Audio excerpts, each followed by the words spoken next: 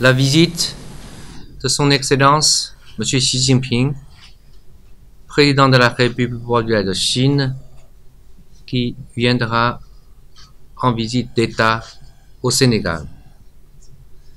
Sur l'invitation du président de la République du Sénégal, Macky Sall, le président de la République populaire de Chine, Xi Jinping, effectuera une visite d'État au Sénégal les 21 et 22 juillet. Il s'agit de la première visite au Sénégal d'un président chinois depuis 9 ans. Durant la visite, le président Xi Jinping s'entretiendra avec son homologue sénégalais Macky Sall. Ils procéderont à un échange de vues sur le partenariat de coopération stratégique globale sino-sénégalais, les relations sino-africaines et le sommet de Pékin du Forum sur la coopération sino-africaine, ainsi que les questions d'intérêt commun.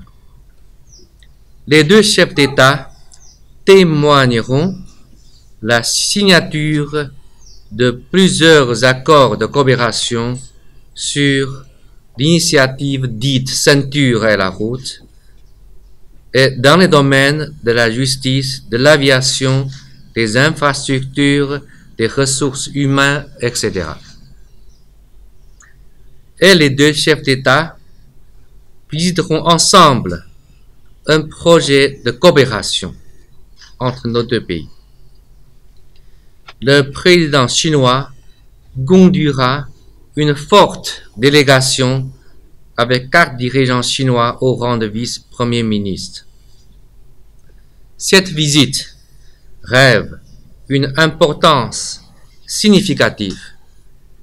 Il s'agit de la première visite à l'étranger du président Xi Jinping depuis sa réélection de cette année, et c'est la première fois que le président Xi Jinping effectue une telle visite dans un pays de l'Afrique de l'Ouest.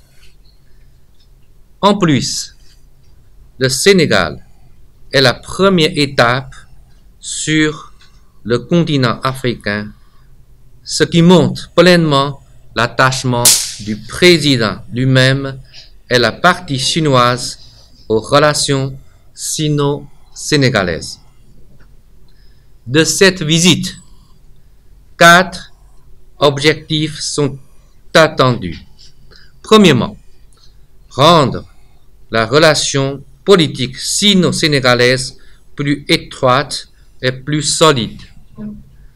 Les deux parties aborderont les relations bilatérales avec une vision stratégique et de long terme, et se soutiendront plus fermement, notamment sur les questions touchant les intérêts vitaux et les préoccupations majeures.